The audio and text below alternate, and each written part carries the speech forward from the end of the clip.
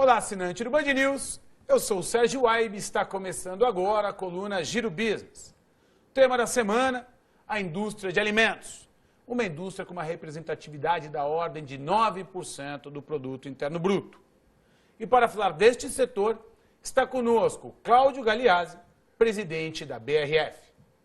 Cláudio, é um prazer recebê-lo no Giro Business, você como empresário e executivo, que hoje é presidente da BRF, uma empresa com faturamento da ordem de 30 bilhões de reais, que emprega mais de 115 mil brasileiros e que está presente em todo o mundo.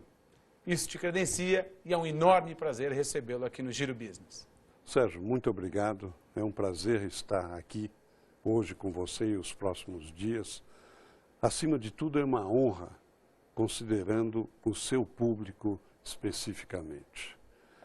BRF está presente no café da manhã, no almoço, no jantar, com marcas extremamente relevantes e importantes no mercado, como Sadia, Perdigão, Batavo e Qualy. Cláudio, hoje fala-se muito em globalização, mas na verdade a globalização já tem mais de 500 anos, quando as caravanas, os barcos saíam na busca, principalmente na busca de novos alimentos, o que de fato iniciou-se e assim se desenvolveu uma grande indústria como existe hoje no Brasil. Vou chamar uma reportagem que fala um pouco mais a respeito para a gente poder discutir sobre o tema. Há 500 anos, as navegações permitiriam a primeira onda de globalização. O impulso para cruzar oceanos deveu-se, em parte, ao desejo de obter novos alimentos. Do início da agricultura até meados do século passado, a produção de alimentos era, em sua maioria, feita em pequenas propriedades familiares. A grande transformação se deu com a Revolução Industrial. Mas, para que as mudanças daí advindas finalmente chegassem aos pratos das pessoas, várias décadas se passariam. À medida que as cidades ficaram mais cheias, as lavouras foram sendo empurradas para longe dos centros consumidores. Os vegetais e outros alimentos frescos cederam seu espaço no comércio e na mesa para os produtos que podiam ser transportados com maior facilidade e que duravam mais tempo. No século XX, os desafios de alimentar grandes populações urbanas tiveram como resposta o desenvolvimento da comida enlatada, congelada, industrializada e do fast food. Realmente uma história importante, dada a representatividade da indústria de alimentos, que se dá não só no Brasil, mas em todo o mundo. Analisando de forma isolada o Brasil, Cláudio, até 1980, na década de 80, então, as empresas eram de médio e pequeno porte. A partir da década de 90, iniciaram-se as fusões e as consolidações. E hoje, encontra-se um mercado desenvolvido e bastante maduro.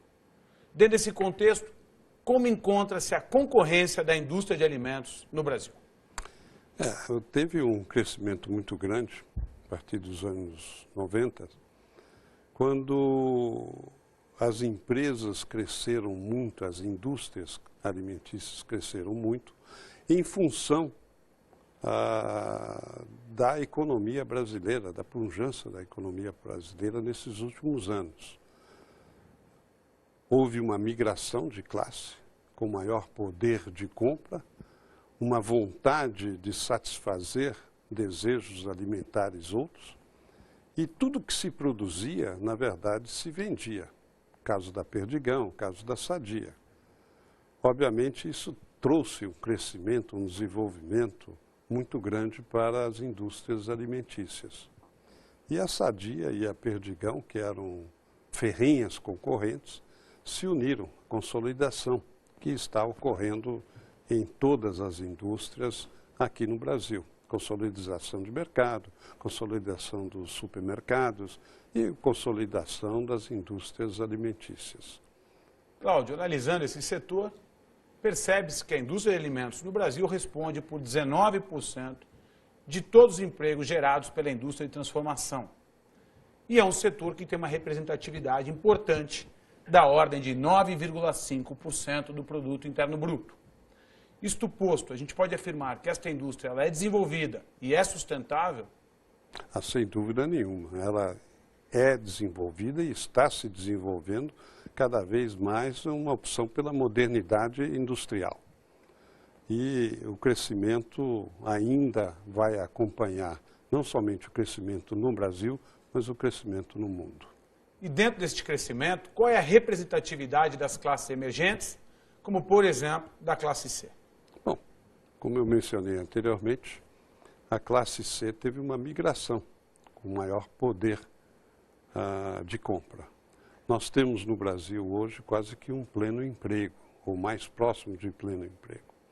Então, com isso, obviamente, a classe C cresceu o seu consumo, ele é menos discricionário, tá certo? Pela pujança da nossa economia. E vai continuar a crescer sem dúvida nenhuma. Agora, a classe C, na percepção da indústria de alimentação, é uma classe com um poder e um costume de consumo mais exigente? Se sim, como o setor vem trabalhando para atendê-las? Não, a exigência antigamente era pequena. Hoje ela está sendo mais seletiva. Ela seleciona mais os produtos que consome, seleciona muito as marcas, coisa que antigamente ela não se preocupava. Hoje realmente ela se preocupa, o que torna as empresas muito mais competitivas em busca de satisfazer este consumidor da classe C. Cláudio Galhazzi, muito obrigado. Cláudio Galhazzi, presidente da BRF, que está conosco durante toda a semana para falar da indústria de alimentos. E que amanhã comentará sobre o setor, um setor que obteve no ano passado um crescimento da ordem de 11% e que é responsável pela produção de 85% de todo o alimento que é consumido no nosso país.